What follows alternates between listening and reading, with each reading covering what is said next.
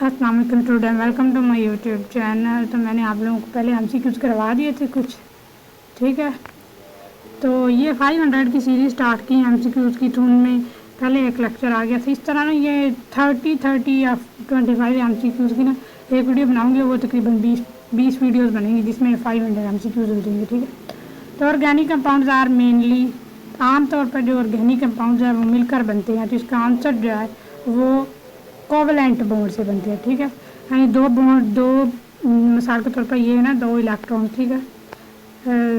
तो इनमें आपस में उन्होंने इलेक्ट्रॉन शेयर किए, ठीक है। तो इलेक्ट्रॉन शेयर करने से उनके जो बने हैं ना, मतलब जो बॉन्ड बनेंगे उसे हम लोग कोवलेंट बॉन्ड कहेंगे, ठीक है। कैटिनेशन मीन्स, कैटिनेशन का मतलब क्या होता है, ठीक है। तो कैटिनेशन का मतलब ये है कि self linking of the carbon, यानी बहुत ज़्यादा कार्बन एटम जो आपस में एक दूसरे के साथ मिलते हैं, यानी कार्बन की ही चेन में नेक्स्ट कोई उसके साथ और ना मतलब जुड़े, ठीक है।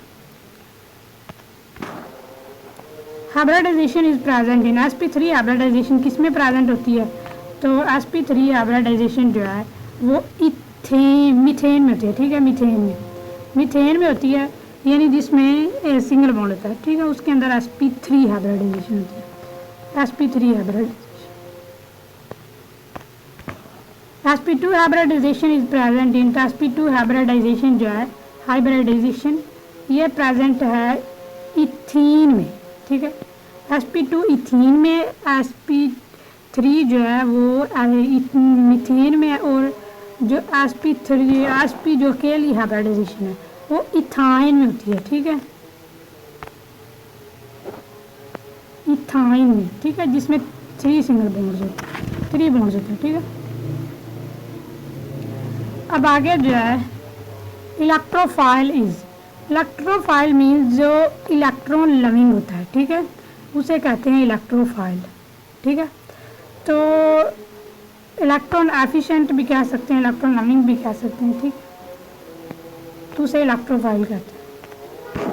Nucleophile, nucleophile is equal to nucleus loving, ठीक है, या इलेक्ट्रॉन रिच, जिसमें बहुत ज़्यादा इलेक्ट्रॉन होते हैं, ठीक है। Inductive effect is, inductive effect क्या है? जिसका आंसर जो है वो है अल्हम्दुलिल्लाह परमानेंट इफेक्ट। परमानेंट इफेक्ट को इंडक्टिव इफेक्ट भी कहते हैं। रेजोनेंस इफेक्ट अकर्स इन, तो रेजोनेंस इफेक्ट किस में पाई जाती है? ला हौला वला कुव्वता इल्ला बिल्लाह। रेजोनेंस इफेक्ट अकर्स इन, तो इसका आंसर है conjugated compounds.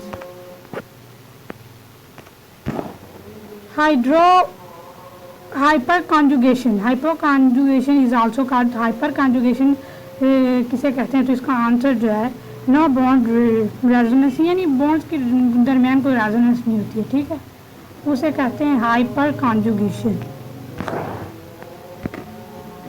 Alkenes is also called, तो अल्केन्स को हम लोग पैराफिन्स भी कहते हैं, ठीक है। मतलब सैचुरेटेड हाइड्रोकार्बन को पैराफिन्स भी कहते हैं, अल्केन्स भी कहते हैं, ठीक है, और सैचुरेटेड हाइड्रोकार्बन कहते हैं। General formula of the alkene, तो एल्केन का जनरल फार्मूला जो है मैंने पहले भी आप लोगों को बताया था, जिसमें +2 होगा वो ही जनरल फार्मूला होगा, ठीक है। तो वो तकरीबन बनता है CnH2n+2, ठीक है। और अगर ये +2 ना होगा तो वो होगा अल्कीन का, ठीक है। और अगर -2 आ जाए तो वो होगा अल्काइन का, ठीक है। मीथेन इज प्रिपेयर्ड बाय, तो मीथेन को किसके ज़रिए हम लोग तैयार करते हैं? मीथेन को प्रिपेयर किया जाता है carboxylation of the sodium acetate, ठीक है। सोडियम एसीटेट को ऑक्सीलेशन से ये निकलता है, ठीक है। मतलब यह कि CH3COONA, CH3CO, ये सोडियम है ना, ठीक है। तो इसमें सोडियम एसीटेट है और साथ में सोडियम हाइड्रोक्साइड मिला रही है, ठीक है। उसके बाद जो हमें मीथेन हासिल होती है, यानी CH4 हासिल होता है। ठीक है,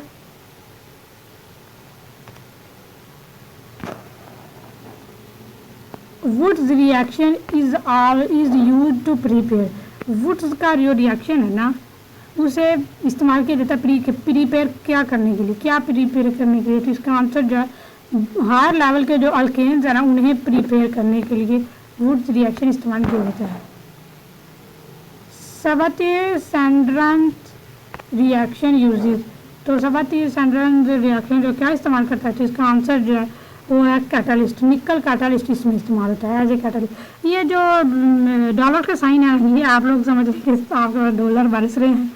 ठीक है, बाकी निकल अंदर आंसर है। निकल कैटलिस्ट इस्तेमाल होता है सबाथिर-सैंडर्स रिएक्शन में। ठीक है, ये वहाँ पर इस्तेमाल जो कैटलिस्ट है ना, इनके नाम आ जाते होते हैं। ठीक है, अल्केन्स अंडरगो मेनली। तो अल्केन्स कौन से रिएक्शन करता है ज़्यादातर, तो इसका आंसर है सब्सटीट्यूशन रिएक्शन। ठीक है, यानी कोई चीज़ सब्सटीट्यूट के तौर पर रिएक्शन इसमें इस्तेमाल हो जाती है। यहाँ पर उन्होंने कहा कि हैलोजिनेशन में जो हाइड्रोजन है ना, उसे वो रिप्लेस होता है। ठीक है, क्लोरीनेशन ऑफ द मीथेन। तो मीथेन की chlorination in presence of sunlight. अगर मीथेन उसमें से क्लोरीन को निकालते जाएं, ठीक है, तो in presence of sunlight the gives, तो हमें क्या देगी, तो इसका आंसर जो है वो है बी।